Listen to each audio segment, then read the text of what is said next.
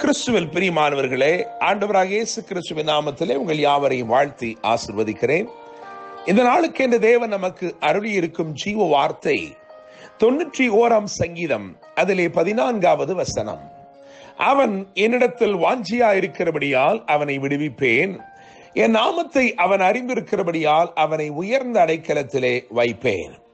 என்னை கேட்கிற தேவனுடைய பிள்ளைகளே, மோசேயின் நாட்களிலே இஸ்ரவேலின் ஆண் மக்கள் எல்லாரும் வருஷத்திற்கு 3 முறை எருசலேமிலே தேவ சமூகத்திலே பலி செலுத்தும்படி வந்து சேர வேண்டியது நியாய பிரமாணத்தின்படி அவசியமாயிருந்தது.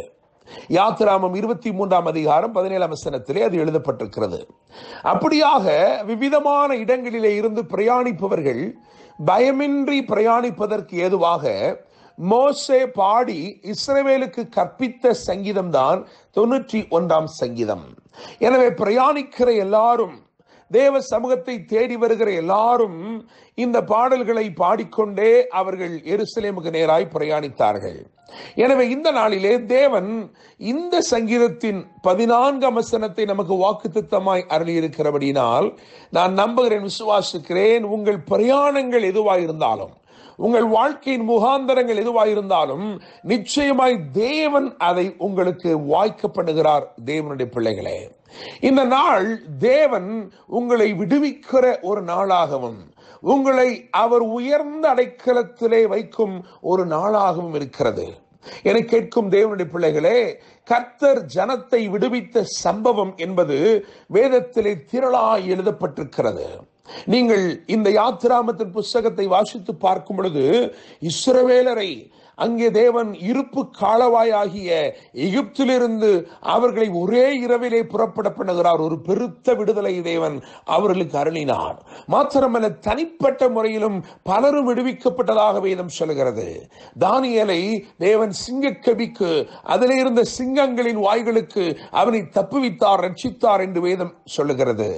ஷாத்ராக், மேஷாக், ஆபேத்நேகோ இவர்களை தேவன் அக்கினி சூளையிலிருந்து ரட்சித்தார், விடுவித்தார் என்று வேதம் சொல்லுகிறது.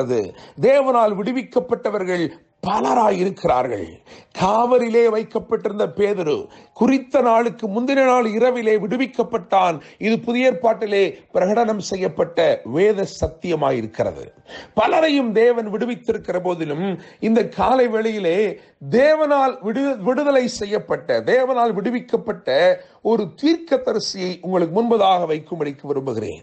கர்த்தருடைய நாமத்தினாலே தீர்க்க தரிசனம் உரைத்து தேவனுடைய வார்த்தை அறிவித்தபடினாலே சிறுமையின் பாதைக்கும் நிந்தைக்கும் பாட அனுபவிக்கும் பாதைக்கும் நடத்தப்பட்டு அது நிமித்தமாய் உபத்திரவங்களை சகித்த ஒரு தீர்க்கதரிசியை தேவன் எப்படி விடுவித்தார் என்று சொல்லி இந்த நாளிலே உங்களுக்கு முன்பதாய் ஒரு 3 காரியங்களை வைக்க விரும்புகிறேன்.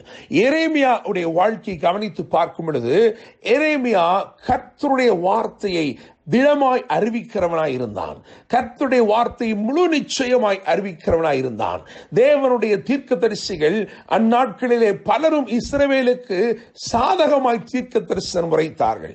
இஸ்ரவேலின் சரித்திரத்தை எடுத்து பார்க்கும் பொழுது எல்லா தீர்க்கதரிசிகளுமே இஸ்ரவேலுக்கு சாதகமாய் தீர்க்க தரிசனம் உரைத்தார்கள். ஆனால் எரேமியாவோ இஸ்ரவேலுக்கு பாதகமாய் தீர்க்க தரிசனம் உரைத்தார். காரணம், கர்த்தர் அப்படித்தான் அந்த வார்த்தைகளை அனுப்பினார். எனவே அவர் தைரியமாய் அந்த வார்த்தைகளை பேச ஆரம்பித்தார். நான் உன்னோட கூட இருக்கிறேன், உன்னை நான் அலங்கமாக்கினேன் என்று சொன்னார். எனவே அவனை உறுதிப்படுத்தி அவன் வாயிலிருந்து உண்மையுள்ள வார்த்தைகள் புறப்படும்படி செய்தார். கோதுமைக்கு முன் பதர் எம்மாத்திரம் என்று அங்கேதான் எழுதப்பட்டிருக்கிறது. அவனை தேவன் தம்முடைய வார்த்தையை உடைய கோதுமையாய் நிறுத்தி உண்மையாய் அதை அறிவிக்க செய்தார். அவன் அதை அறிவித்தான். அதனால் அவன் சிறுமைப்பட்டான். அதனால் அவன் உளையிலே அமிழ நேர்ந்தது. அதனால் அவன் இடுக்கத்தின் அப்பத்தை புசிக்க நேர்ந்தது. ஆனாலும் தேவன் ஒரு நாளை முன்குறித்திருந்தார். எரேமியாவுடைய வாழ்க்கையிலே தேவன் ஒரு நாளை முன்குறித்திருந்தார். என்னை கேட்கிற தேவனுடைய பிள்ளைகளே, ஒருவேளை கர்த்தரிடத்திலே வாஞ்சியாயிருக்கிற நீங்கள் சிறுமையின் பாதையிலே நீங்கள் நடத்தப்படலாம், நிந்தை அனுபவிக்கிறவர்களாய் இருக்கலாம், பாட அனுபவிக்கிறவர்களாய் இருக்கலாம். ஆனால் தேவன் உங்கள் வாழ்க்கையிலே ஒரு நன்மையின் நாளை, ஒரு மேன்மையின் நாளை, ஒரு விடுதலை நாளை குறித்து வைத்திருக்கிறார் என்பதை மறக்க வேண்டாம். எரேமியாவுடைய வாழ்க்கையிலே தேவன் ஒரு நாளை குறித்து வைத்திருந்தார். அன்றைக்கு அவன் வாழ்க்கையிலே 3 காரியங்கள் சம்பவித்தது. முதலாவதாக எரேமியாவின் புஸ்தகம் 40ஆம் அதிகாரம் அது 4வது வசனத்தை கவனித்து பார்த்தால் வேதம் அங்கே ஒரு விடுதலையை குறித்து பேசுகிறது.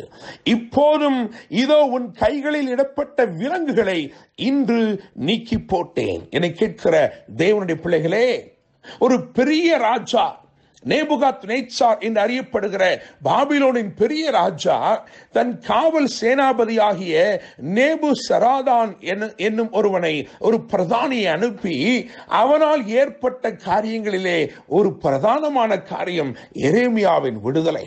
வேதம் சொல்கிறது, இன்று உன் விலங்குகளை நீக்கி போட்டேன்.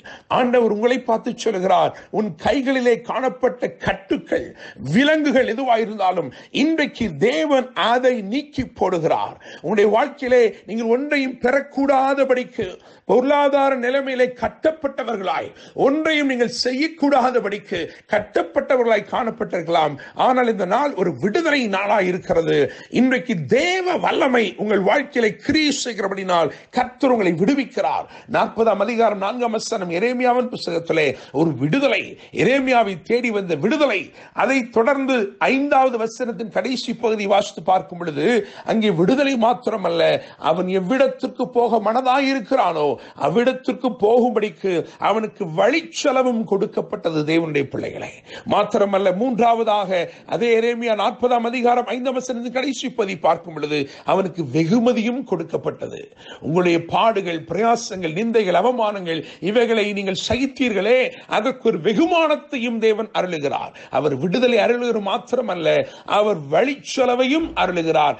உங்களுக்கு தேவையான வழிச்செலவை அவர் கொடுக்கிறார். நீங்கள் போய் சேர வேண்டிய இடத்திற்கு போய் சேருவதற்கு தேவையான கிருபையும் பலனையும் ஆசீர்வாதத்தையும் நன்மையும் அவர் வழிச்செலவாய் தருகிறார். எனவே தேவனுடைய பிள்ளைகளே, இந்த நாள் தேவனால் குறிக்கப்பட்ட நாள். இன்றைக்கு 3 காரியங்கள் சொல்லப்படுகிறது. ஒன்று விடுதலை, இன்னும் ஒன்று வழிச்செலவு, 3வதாக வெகுமதி. இவைகளை தந்து இந்த வார்த்தையின்படியே கர்த்தர் உங்களை ஆசீர்வதிப்பாராக. அவன் என்னிடத்தில் வாஞ்சியாயிருக்கிறபடியால் அவனை விடுவிப்பேன், என் நாமத்தை அவன் அறிந்திருக்கிறபடியால் அவனை உயர்ந்த அடைக்கலத்தை வைப்பேன். கர்த்தர் தாமே இந்த வார்த்தைகள் மூலமாய் இன்று உங்களை ஆசீர்வதித்து உயர்த்துவாராக. என்றும் அன்புடன் pastor Daniel Moses. God bless you.